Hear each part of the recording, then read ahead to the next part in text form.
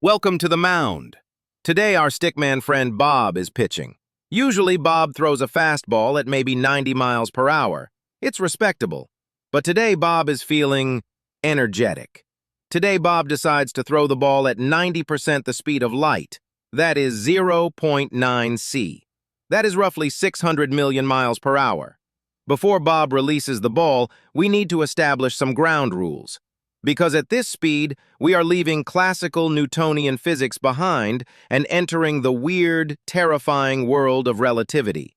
Everything you think you know about baseball is about to change very rapidly. Bob lets go. The distance to the catcher is 60 feet 6 inches.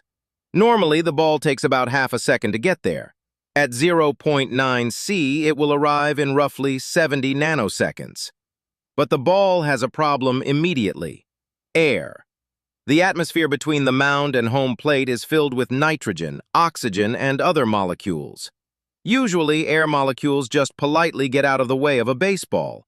But this ball is moving so fast, the molecules don't have time to move. They are just sitting there. The collision is violent. The air molecules slam into the surface of the ball with so much kinetic energy that they physically fuse with the atoms in the baseball's hide. This is nuclear fusion, happening on the surface of a sporting trophy. This fusion releases devastating amounts of energy in the form of high-energy gamma rays and scattered particles.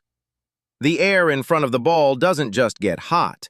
It turns into an expanding bubble of incandescent plasma. Now consider the batter. Let's call him Ted. Ted is waiting for a curveball.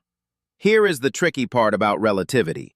The gamma rays produced by the fusion travel at the speed of light, c. The ball is traveling slightly slower, 0.9 c. This means the lethal burst of radiation arrives at home plate before the ball does. Ted is struck by a lethal dose of gamma radiation a fraction of a nanosecond before the physical ball vaporizes him, his bat, and the catcher behind him. They are disassembled into fundamental particles almost instantly. The ball doesn't stop at home plate. It continues through the backstop, burying itself deep into the earth outside the stadium before finally disintegrating. Meanwhile, back on the field, the plasma bubble expands outward at supersonic speeds. This creates a thermal shock wave similar to a tactical nuclear weapon detonating at ground level. The infield is sterilized. The stands are blasted by a wave of heat that melts plastic seats and concrete. Within seconds, a mushroom cloud rises over the city. Windows shatter for miles around due to the thunderclap.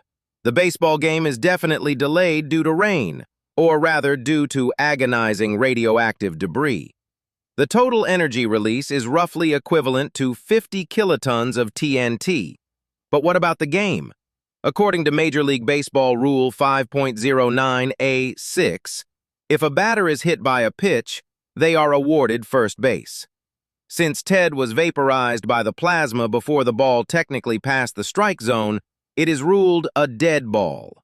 Ted is awarded first base posthumously. Bob is ejected from the game and likely charged with several million counts of destruction of property.